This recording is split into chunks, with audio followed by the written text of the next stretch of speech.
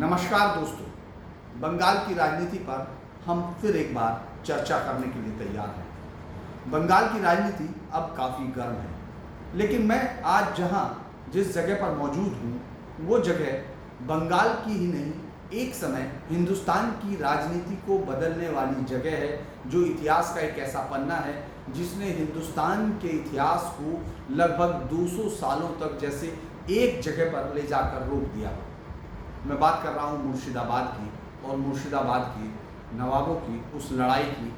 जो 23 जून 1757 को एक छोटे से मैदान पलासी में हुई थी। पलासी की वो लड़ाई जो आज नादिया ज़िले में है, आज भी हिंदुस्तान के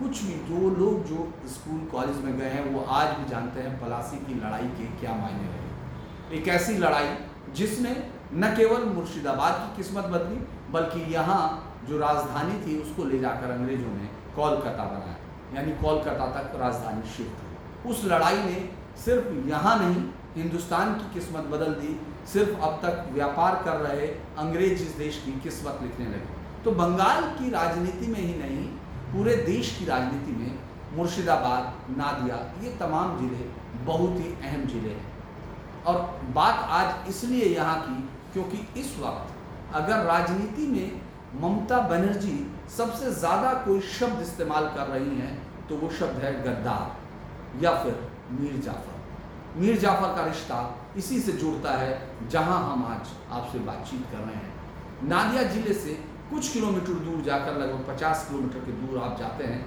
तो एक जगह प्लासी मिलता है, और प्लासी में आज वहाँ सिर्फ एक जो नवाब सिराजुद्दौला का एक छोटी सी मूर्ति है, और साथ में एक स्मारक जिसको शहीद स्मारक कहा जाता है। वो लड़ाई अब शायद हिंदुस्तान के लोगों को नक्शे पर ढूंढने में शायद बहुत मुश्किल पेश हो, और लेकिन जब से इस पूरी लड़ाई में मीर जाफ़र आया है तो मुझे लगता है कि ये सब लोगों ने इस पर ज़रूर गौर किया होगा कि आखिर मीर जाफ़र कौन था और क्यों ममता बनर्जी उसको इस राजनीति में इस वक्त बार बार हर मंच पर जिस पर भी वो जाती हैं मीर जाफ़र या फिर गद्दार शब्द का इस्तेमाल करती हैं। मीर जाफ़र उस लड़ाई में नवाब सिराजुद्दौला का सेनापति था, और वो लड़ाई जो अंग्रेज़ों के लिए बेहद एक छोटी सी लड़ाई जिसने उनका इतिहास बदल दिया, उनका भविष्य बदल दिया, और उनको एक ऐसी कौम में तब्दील कर दिया जो दुनिया के सबसे अमीर देश पर राज करने वाली थी, और यहीं से गए हुए पैसों से वो पूरा इंग्लैंड, पूरी दुनिया में एक शक्ति बन रहा था। आज यहाँ हम मीर जाफ़र की बात इसलिए कर रहे हैं क्योंकि 10 अप्रैल को प्रधानमंत्री नरेंद्र मोदी कृष्णानगर में एक बड़ी सभा करने वाले हैं। उसकी सभा की तैयारियां हैं। बीजेपी के लोगों ने वहाँ जिस तरह से वो कह रहे हैं कि इस बार वो तमाम जो बंगाल में रिकॉर्ड तोड़ रैलियाँ हो रही हैं उनका भी रिकॉर्ड तोड़ देंगी, और इस पूरे इलाके को वहाँ से जो मोदी लहर उनके मुताबिक है उसमें आगे तक बढ़ा देगी। लेकिन ये एक बड़ी इम्पॉर्टेंट जगह है, क्योंकि यहाँ से अब आप उस तरफ चलते हैं जहाँ की बंगाल की राजनीति में मुस्लिम वोटों की संख्या, मुस्लिम इलाके जो कि जहाँ हिंदुओं से भी ज़्यादा, जैसे मालदा, मुर्शिदाबाद, इन सब में हिंदुओं से ज़्यादा उनकी संख्या है। और जब हम ये बात कर रहे हैं उस वक्त ममता बनर्जी को अगले लगभग 24 घंटे बाद ये बताना होगा कि आखिर उस रैली में जो उन्होंने कहा उसका क्या मतलब था, जो नोटिस उनको दिया है चुनाव आयोग ने उसका उनको जवाब देना है। हालांकि आज जब सभा की ममता बनर्जी ने तो उन्होंने कहा कि ऐसे 1, 2, 10 नहीं, कितने भी नोटिस मिले उनकी वो परवाह नहीं करती हैं। वोट नहीं बंटने देना, उन्होंने फिर कहा कि वोट नहीं बंटने देना। अब ये एक अलग सा ट्रेंड बनता चला जा रहा है राजनीति में। पूरे देश की राजनीति में अब इस तरह की बात होती है जिसमें राजनेता ऐसी किसी बाधा को या मर्यादा को नहीं मानते हैं जिसको तोड़कर उनको लग रहा है कि वोट आ सकते हैं। तो यहाँ फिर ममता बनर्जी अपने उसी अंदाज में नजर आई। आज उन्होंने चुनाव आयोग के जो नोटिस भेजा था उसके बारे में मंच से ही बोला। ममता बनर्जी ने कहा कि कितने ही हैं, और मोदी खुद ही हिंदू मुस्लिम करते हैं। मेरे खिलाफ भले ही 10 कारण बताओ नोटिस जारी कर दिए जाएं, लेकिन मैं सभी को एकजुट होकर मतदान करने के लिए कह रही हूँ। किसी को वोट नहीं बंटने देना है, यानी उन्होंने अपनी फील्डिंग भी लगा ली है कि किस तरह से उनको जवाब देना। यही भाषा हम वहाँ सुन सकते हैं, क्योंकि हो सकता है अगर वो जवाब नहीं देंगी तो चुनाव आयोग उन पर कोई रोक भी लगा सकता है, कोई रिस्ट्रिक्शंस भी लगा सकता है। और चुनाव आयोग उनके लिए कितना उदार होगा इस पर तो अभी कुछ नहीं कहा जा सकता। लेकिन अगर आपने आसाम में देखा तो उन्होंने हेमंत बिश्व शर्मा का जो नोटिस 2 दिन की उनकी रोक थी उसको 1 दिन में कर दिया था। अब ये देखना होगा कि उस नोटिस का जवाब क्या कहता है, क्योंकि ममता बनर्जी सफाई देने में यकीन नहीं करती हैं। अगर अभी तक हम लोग जब से आप लोगों के साथ चर्चा मैं कर रहा हूँ उसमें भी, और जो लोग बंगाल की राजनीति को देखते रहे, ममता बनर्जी को देखते रहे, वो जानते हैं कि ममता बनर्जी कभी किसी मुद्दे पर सफाई देने की बजाय हमला करने में यकीन करती हैं, आगे बढ़कर चुनौती देने में यकीन करती हैं। और कई बार ये आपका साहस दुस्साहस कहलाने लगता है, और कई बार आप उस तरफ पहुंच जाते हैं जहां आज अपने आप को ममता बनर्जी खुद को महसूस कर रही होंगी। इस पूरे उसमें प्रधानमंत्री के कहने के बाद ही प्रधानमंत्री नरेंद्र मोदी ने जब अपनी रैली में कहा कि अगर हमने ये कहा होता कि हिंदू वोट बंटने नहीं देना है तो तब शायद सब हिंदुओं को वोट हो, तो अब हमको 8-10 नोटिस मिल जाते, तब शायद सोई हुई पार्टी जागी और भागकर उसने चुनाव आयोग को नोटिस ये जवाब दे दिया, जिस पर चुनाव आयोग का ये नोटिस आया है। पूरी राजनीति में मैं बातचीत मीर जाफ़र पर कर रहा था, चूँकि यही आज का बहुत ही अहम, चूँकि इस पूरे चुनाव में रोज़ जो डे टू डे डेवलपमेंट हो रहे हैं, तो उसमें आज ये एक बड़ा डेवलपमेंट था कि ममता बनर्जी को अगले जो चुनाव में जवाब देना है चुनाव आयोग का, और बहुत ही कम अब उसके पास 24 घंटे बचे हैं, उनको जवाब भी देना है। लेकिन जो वापस मीर जाफ़र पर आते हैं, आखिर ममता बनर्जी मीर जाफ़र को क्यों खोज रही हैं, क्यों याद कर रही हैं, बार बार उनको मीर जाफ़र क्यों याद आ रहा है? अगर उस छोटी सी लड़ाई की मैंने बात की कि जब अंग्रेज़ों की समझ में नहीं आया, 300-350 यूरोपियन सिपाहियों के साथ लगभग 5000 कुल मिलाकर जो संख्या कही जाती है 3000 सिपाहियों की संख्या जो इंग्लिश फौज है उसकी तरफ थी, और 50,000 की करीब जो है वो नवाब सिराजुद्दौला के पास वो अपनी सेना थी। अब ऐसे में कोई भी आदमी, कोई भी शख्स ये कहता कि कौन जीतेगा, तो किसी को भी कोई किसने भी वाइल्ड इमेजिनेशन में होगा, कितने भी ख्वाब देख रहा होगा, कितनी भी उम्मीदों पर होगा, तो उसका कहना होगा कि जो 50,000 लोगों की फौज है, अगर वो वैसे ही भाग जाती है, वो वैसे ही कंकड़ फेंकना शुरू कर देती है, तो वो 3000 लोगों की फौज को कभी भी, कहीं भी, किसी भी वक्त, किसी भी परिस्थिति में हरा सकती है। लेकिन यही एक ऐसी बात होती है, यानी एक ऐसी लड़ाई हुई जो कभी लड़ाई नहीं हुई, लेकिन उसने पूरे देश, पूरे इस उपमहाद्वीप की और साउथ एशिया की अगर हम कहें किस्मत बदल कर रख दी थी। यानी उस सब की जिम्मेदारी एक शख्स पर है, और वो शख्स है मीर जाफ़र। मीर जाफ़र की गद्दारी अपने राजा के साथ, अपनी कौमों के साथ, अपने आने वाली जनरेशन्स के साथ हुई, और उसने आने वाले पूरे देश के इतिहास को बदल दिया। उस मीर जाफ़र की हालत ये है कि अगर आप जहाँ हम लोग हैं, आज हजारद्वारी वो कहा जाता है, उसके परिवार के लोग आज भी वहाँ रहते हैं, लेकिन उनका आज भी सामाजिक उठना बैठना नहीं, उनसे बात करना भी मुश्किल होता है, और ये बात वो लोग भी जानते हैं। हालांकि वो बहुत कम लोगों से मिलते हैं, ये अभी तक की जानकारी में था कि वो बहुत ही कम मिलते हैं, लोगों से कम बात करते हैं, क्योंकि आज भी मीर जाफ़र कहलाना या गद्दार कहलाना एक ही बात यहाँ बंगाल के इस हिस्से में मानी जाती है कि अगर किसी को गद्दार कहा तो वो मीर जाफ़र कह सकता है, और अगर किसी को मीर जाफ़र कहा तो वो गद्दार कहा गया। ये यहाँ की राजनीति का चरित्र है। सबसे पहले ममता बनर्जी को याद आया कि उन्होंने मुकुल राय को, यानी जब सबसे पहले बीजेपी को ताकत देने के लिए टीएमसी के जिस नेता ने वहाँ से दल बदल किया था वो मुकुल राय थे। मुकुल राय को बंगाल के इस हिस्सों में चाणक्य कहा जाता है, यानी जनता के बीच में उनकी कितनी पकड़ है, कितनी पहुंच है, ये तो आप इस पर बहुत बहस कर सकते हैं। लेकिन मुकुल राय मैनेजमेंट के पॉलिटिशियंस है, यानी जो मैनेज कर सकते हैं, जो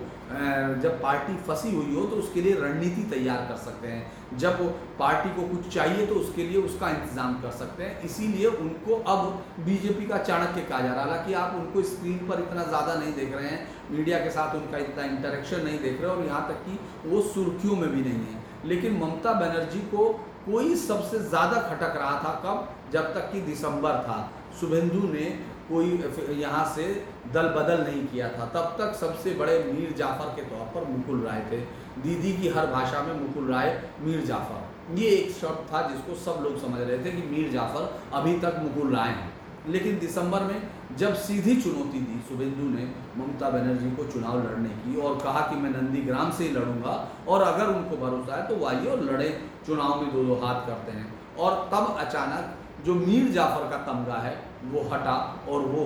फिक्स कर दिया गया शुभेंदु के सर पर। बीच बीच में वो वापस मुकुल राय पर भी लौटता रहा और शुभेंदु उसमें पहले फ्रंट पर आ गए। इसके बाद फिर राजीव बनर्जी ने जब दल बदला तो उनको फिर वही मीर जाफ़र कहा गया। आज की सभा में भी उन्होंने कहा कि मुझे मालूम नहीं था कि ये मीर जाफ़र है, मैंने इसकी सीट बदली, मैंने इसका मंत्रालय बदला, जब इस पर आरोप लगे तब मैंने इसको दूसरा मंत्रालय दिया। कई बार लग रहा है कि ममता बनर्जी किस तरह से अपना चुनाव प्रचार कर रही हैं, ये कई बार आपको उलट तरफ लगता है कि ये किस तरह से कह रही, वो अपनी गलतियां स्वीकार कर रही हैं या फिर ये बताने की कोशिश कर रही हैं कि वो इतनी सक्षम नहीं थी। 10 साल तक उन्होंने जो राज चलाया, अगर उससे कोई समस्याएं उत्पन्न हुई और लोग निकल कर बाहर चले गए तो इसमें उनकी गलती नहीं, वो बहुत ही ज़्यादा उनको इस बात की समझ नहीं थी। वो ये कहना चाहती कि वो ना समझती, लेकिन इस बात को कहने पर अगर कोई दूसरी पार्टी कहेगी तो फिर उसको भी अपमान मान लिया जाएगा, क्योंकि आप अपने आप को जितना बचाने की कोशिश कर रही हैं उतना ममता दीदी को जवाब देने में परेशानियां पेश आ रही हैं। उसके बाद एक और सवाल शुरू हो जाता है, क्योंकि जिस नोटिस का उनको जवाब देना है वो एक ऐसे गोल की तरह था जिसको खेलते खेलते, जैसे कि रोनाल्डो अगर खेलते हुए गोल पोस्ट के बाहर है, डी पर बाहर हैं, और मेसी जो दूसरी टीम से खेल रहे हैं उनसे गलती से, यानी जो मेसी अपनी टीम के स्टार हैं उनसे गलती से वो डी के बाहर रोनाल्डो को बॉल मिल जाए, उस तरह से ममता बनर्जी ने उस अपील को प्रधानमंत्री नरेंद्र मोदी को थमा दिया। और उसके बाद ये उम्मीद करना कि गोल नहीं करेंगे, ये बड़ा मुझे लगता है बेईमानी है और उनकी क्षमता पर भी सवाल उठाना था, क्योंकि राजनीतिक अपने भाषणों में वो इस बात का बहुत इस्तेमाल करते हैं कि आखिर कहाँ किसने क्या कहा, किस तरह की गलती हुई, और आप देखते हैं उसको वो सही समय पर लाते हैं। ये सही समय हमको इसलिए लगता है क्योंकि अभी बीजेपी का समय चल रहा है, बीजेपी इसको आगे की तरफ ले जा रही है और लोगों को उसकी हर बात पसंद आने वाली बात है। चूँकि प्रधानमंत्री नरेंद्र मोदी के बारे में हमने जितनी बार लोगों से बातचीत की, जितनी भी अलग अलग रैलियों में, चूँकि मैंने जब से उन्होंने ब्रिगेड मैदान की रैली की है उनकी हर रैली कवर कर रहा हूँ, अलग अलग जगह जाता हूँ, तो ज़्यादातर लोगों से जब मैं बात करता हूँ और उनसे पूछता हूँ कि आपको कौन सी बात सबसे ज़्यादा पसंद आती है प्रधानमंत्री मोदी की, तो उनका जवाब होता है हमें उनकी हर बात पसंद आती है। यानी ये उस कल्ट की शुरुआत है, उस यहाँ के हिस्से में बंगाल की हम बात कर रहे हैं कि जहाँ आपको अपने लीडर की हर चीज़ बेहतर लगती है, तो उस फेज़ में यहाँ प्रधानमंत्री नरेंद्र मोदी हैं। मैं होटल में घुसा तो मैंने जो सामान लाने वाला था उससे पूछा कि यहाँ किसको वोट दोगे, तो रूम के अंदर आते ही उसने धीरे से कहा कि वो तो मोदी को देगा। ये मतलब मैं सिर्फ इस बात की इशारे करने की कोशिश कर रहा हूँ कि जो वोटर सामने नहीं है, जो वोटर अलग बैठा है, उसके लिए भी प्रधानमंत्री मोदी यहाँ बीजेपी के खेवनहार हैं या बीजेपी की उम्मीद है। उसके उलट अब ममता बनर्जी अपनी पार्टी की एकमात्र उम्मीद वो बची हैं उम्मीद, और वो भी इस समय पैर से रुक गई हैं कि उनका पैर जो जिस तरह ख़राब है और एक चोट लगी है,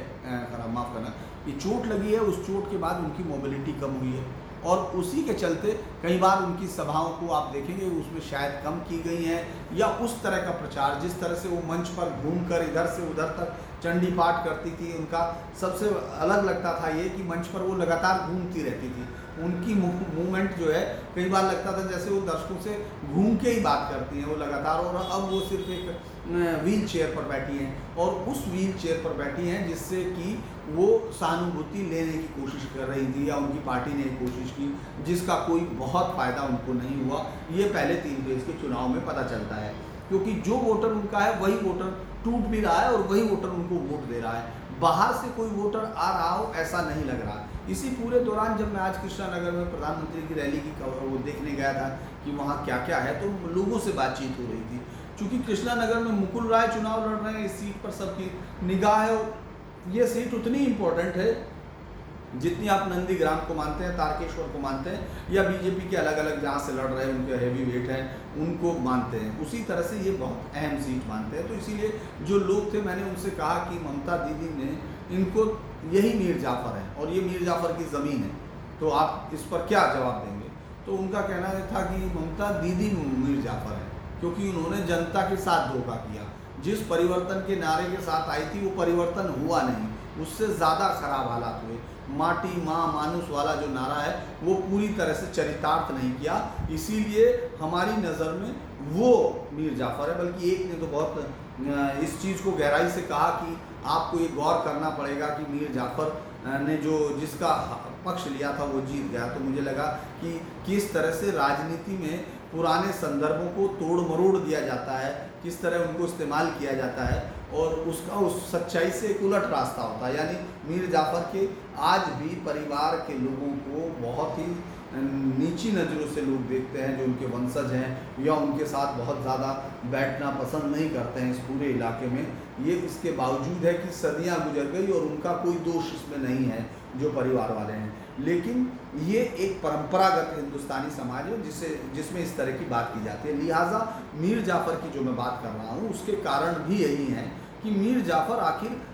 इस बंगाल की राजनीति में क्यों है। मुझे लगता है कि ममता बनर्जी उनको अपना इतना ताकतवर सहयोगी मान रही थी कि उनके निकल जाने के बाद वो इतनी आहत हुई हैं कि उनको लगता है कि उनकी एक बहुत बड़ी ताकत चली गई है। क्योंकि उस पूरी लड़ाई में भी जो मीर जाफ़र से, चूँकि इसके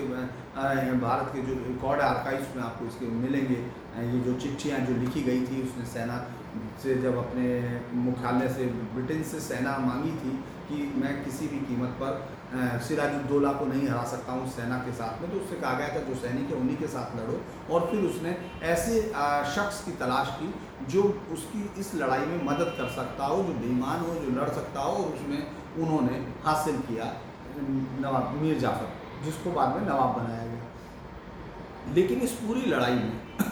जो आज का मौजूदा संदर्भ है उसमें इसका कोई दूर दूर तक वास्ता नहीं है। क्योंकि लगातार जिस तरह से बीजेपी के कैंपेन और ममता बनर्जी की कैंपेन है, उनके मुद्दों में इस तरह की कोई चीज़ नहीं है जिसका एक दूसरे के साथ इस तरह का रिश्ता हो कि वो इतिहास को दोहरा रहे हैं या तमाम चीज़ें कर रहे हैं। ये एक जनतांत्रिक प्रक्रिया का हिस्सा है जिसमें डेमोक्रेसी में कोई भी लड़कर जीत सकता है और वो आप हंसा सकता है। इससे उसकी देशभक्ति पर कोई फर्क नहीं पड़ता कि उसने किस पार्टी से चुनाव लड़ा था। लेकिन आप इस संदर्भ को देखेंगे कि वो किस तरह से इस्तेमाल किया जा रहा है। इसीलिए आज जब हम लोग मुर्शिदाबाद पहुंचे तो हमको लगा कि वो जगह जरूर देखनी चाहिए। आखिर क्या वजह है मीर जाफ़र इस इलाके में इतनी बड़ी जगह, वो इतना बड़ा चर्चा का विषय बना हुआ है। वो युवाओं से भी हमने बात की, उनका भी अलग अलग इशू था। कोई वाकई जो टीएमसी के कार्यकर्ता हैं वो वाकई ये मान रहे थे कि वही मीर जाफ़र है। उधर बीजेपी के लोग ये कह रहे हैं कि दीदी मीर जाफ़र है पूरे बंगाल के हिसाब से, क्योंकि उन्होंने बंगाल की धरती को धोखा दिया। बंगाल की जो उम्मीदें उन पर थी, जिस ताकत के साथ उनको जिताया गया था, उन्होंने उसको धोखा दिया, लिहाजा वो मीर जाफ़र है। अब हम जब आगे की तरफ चलते हैं तो मैं इस कहानी को आज मीर जाफ़र की तो यहीं रोकता हूँ, लेकिन आगे की तरफ चलते हैं तो जैसे ही कृष्णानगर में आज एक सभा थी, संयुक्त मोर्चे की ये सभा मेन बाज़ार में थी, मेन चौराहे पर थी। हमको लगा जब हम लोग उसके माइक से आवाज़ें सुन रहे थे कि क्या ये किसी रैली ग्राउंड में है, तो सामने वाले दुकानदार ने कहा नहीं, यहीं चौराहे पर हो रही है। और उसमें कांग्रेस के सबसे बड़े नेता और इस देश में लोकसभा में कांग्रेस के नेता अधीर रंजन चौधरी हैं, वो संबोधित करेंगे। तो उस पर हम लोग जिज्ञासा बस गए। उसके कुछ फ़ोटो मुझे लगता है मैंने ट्विटर पर शेयर किए हैं। तो उस सभा में जाने के बाद हमने ये देखा कि वो भीड़ इतनी बस भीड़ थी कि जिसको आप एक नुक्कड़ सभा का नाम दे सकते हैं। इस पूरे चुनाव में कांग्रेस और उसको ढूंढना भारी हो रहा है, संयुक्त मोर्चे के उम्मीदवारों की उस तरह की सभाएं, उस तरह की रैलियां, जिनसे कि ये लग रहा हो कि ये पार्टी इस पूरे चैलेंज में कहीं मौजूद है। और ये वो इलाका है जिसको मैं ये कह सकता हूँ कि जिसने उस पूरे चुनाव में, जिस तरह से यहाँ चुनाव हुआ था पिछला 2016 का, टीएमसी को जड़ नहीं जमाने दी थी। एक तरफा टीएमसी को इस इलाके से साफ नहीं होने दिया था, बल्कि कांग्रेस की ज़्यादातर सीटें जो यूपीए का इस समय जो गठबंधन के जो हिस्सेदार हैं, उनकी ज़्यादातर सीटें इसी मालदा, मुर्शिदाबाद और इस इलाके से आई थी। यहाँ से टीएमसी को मुर्शिदाबाद से उन्होंने पीछे छोड़ दिया था। ये अलग बात है कि जब 2019 का चुनाव हुआ तो उसमें उन्होंने कांग्रेस को छोड़ के बाकी सीपीएम को साफ कर दिया था। इस पूरी भीड़ में वो कहीं लड़ते हुए नहीं दिखाई दे रहे। आज उनका एक बहुत अच्छा बयान भी दिखाई दिया जिसमें उन्होंने चुनाव के बाद इस तरह की, अधीर रंजन चौधरी ने कहा है कि चुनाव के बाद वो बाद में स्थिति देखी जाएगी। अगर टीएमसी को कुछ विधायकों की ज़रूरत पड़ती है और वो विधायक कांग्रेस के पास होते हैं, तो क्या कांग्रेस बीजेपी को रोकने के लिए ममता बनर्जी को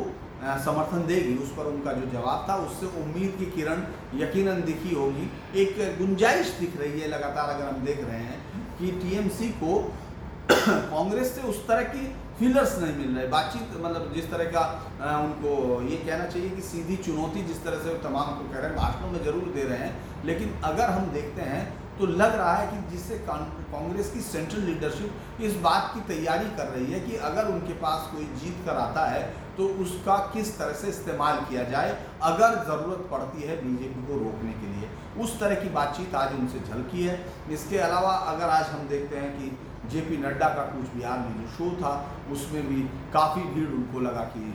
काफ़ी भीड़ जुटी, वो बीजेपी वाले फिर उससे उत्साहित हुए और उन्होंने इसमें इस पूरे इलाके में कहा कि अब हमारी आंधी चल रही है। हालांकि ये अलग बात है, 2019 से और 2021 के बीच में यहाँ भी काफ़ी कुछ बदला है, जिसके मैंने जिक्र कल किया था कि किस तरह से वोटों की शिफ्टिंग हो सकती है इस पूरे इलाके में जिसमें हम घूम रहे हैं। आज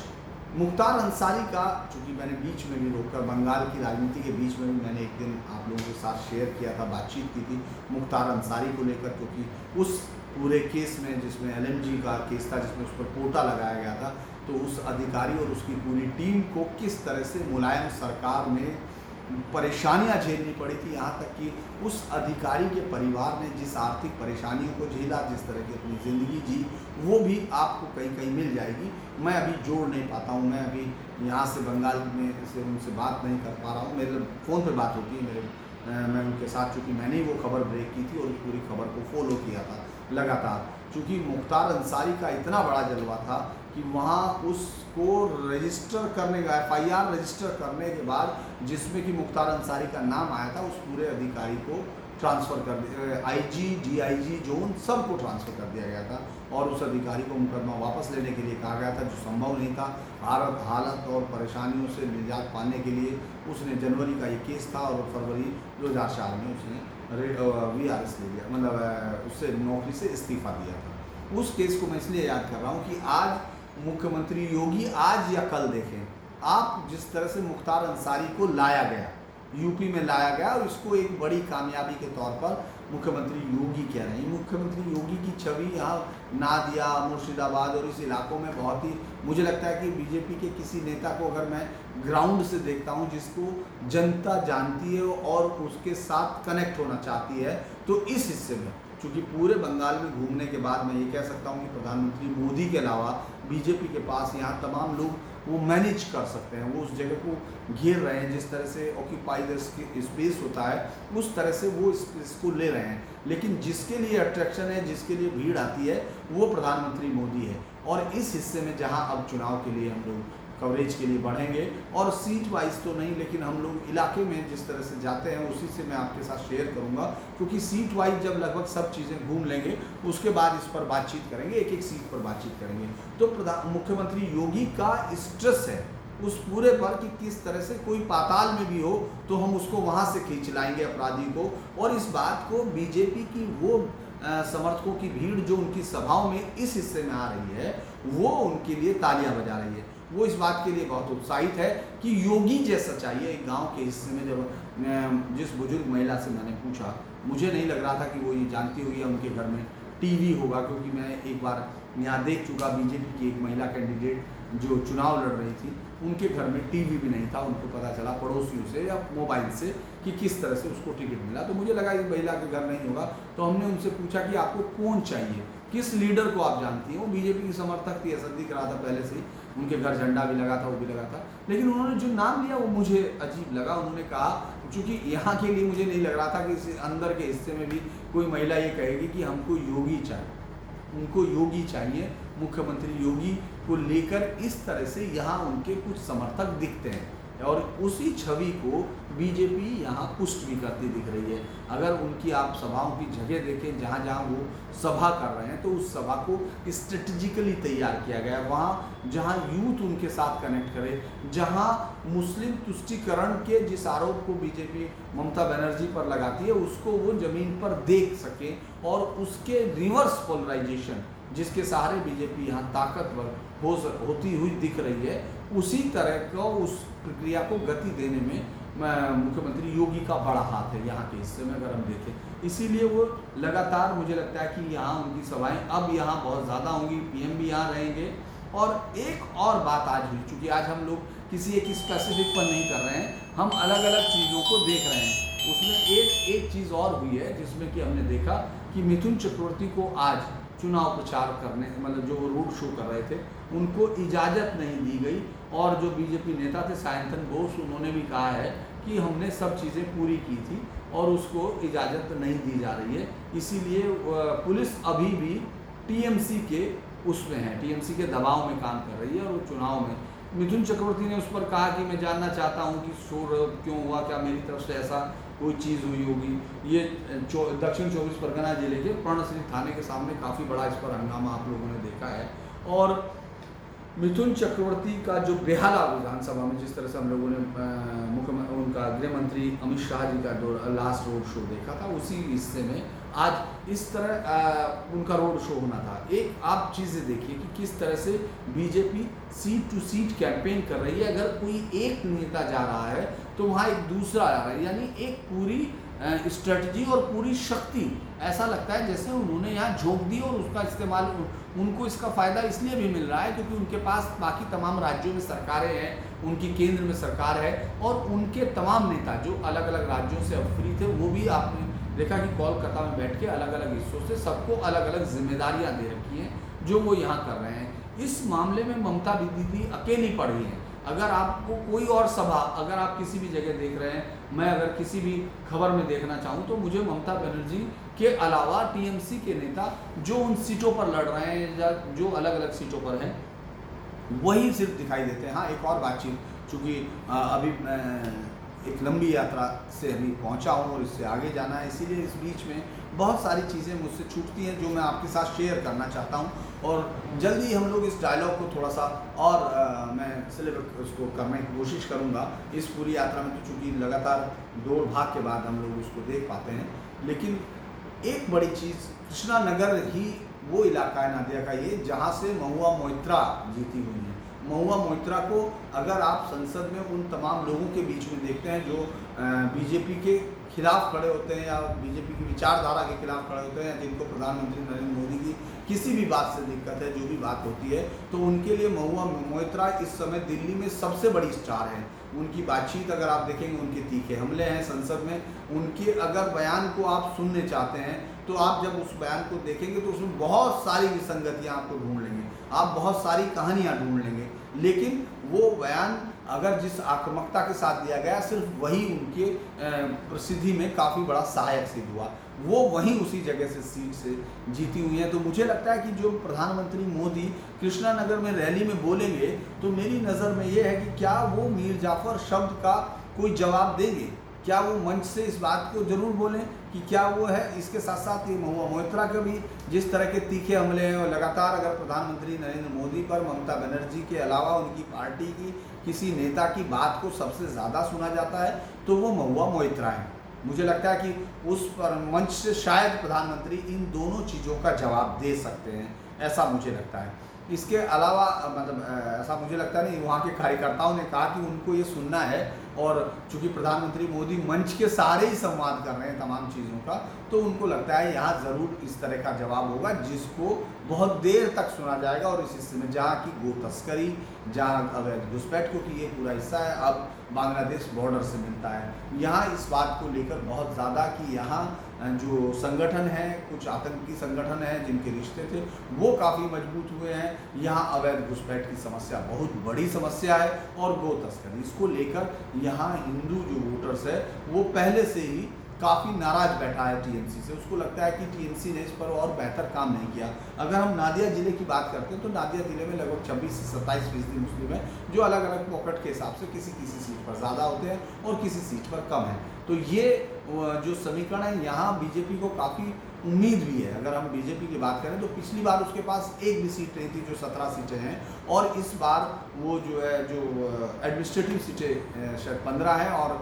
जो सांगठनिक सीटें हैं वो 17, 2 सीटें और दूसरी तरफ आती है। 15 सीटों में से उनका ये कहना है कि वो लगभग 8 से 10 सीटों पर, उनका कहना 12 है, लेकिन हमको लगता है कि अगर इस पूरे इसको देखते हैं तो उसमें वो 8 से 10 सीटों पर काफ़ी मजबूत दिखाई दे रहे हैं। और टीएमसी के कुछ हिस्से अगर मैं देखना चाहता हूँ कि वहाँ क्या हुआ, तो उनमें शिफ्ट होता हुआ दिख रहा है, यानी टीएमसी के वोटर्स को शिफ्ट होते हुए देख रहे हैं। लेकिन वहीं सबसे बड़ी बात यह है कि क्या सीपीएम का जो काडर है, जो सीपीएम का पिछली बार भी ट्रेडिशनल वोट बैंक है, जो उसका अभी तक लॉयल है, वो क्या करता है। उसमें चूंकि बड़ी संख्या इस समय मुस्लिम्स भी बचे हुए हैं, जो उसमें बची हुई संख्या है उनके पास, क्योंकि ज़्यादातर हिंदू वोटर्स 2019 में ही शिफ्ट कर चुका है जो बीजेपी की तरफ। तो मुझे नहीं लगता कि वो वापस लौटेगा। ये अलग अलग ट्रेंड हो सकते हैं, लेकिन ये संभव नहीं कि 2019 में जो एक बार निकल चुका एक फोल्ड से वो वापस वहाँ लौटेगा। ये सवाल ज़रूर यहाँ बड़ा है कि जो 2019 में इसमें आ गया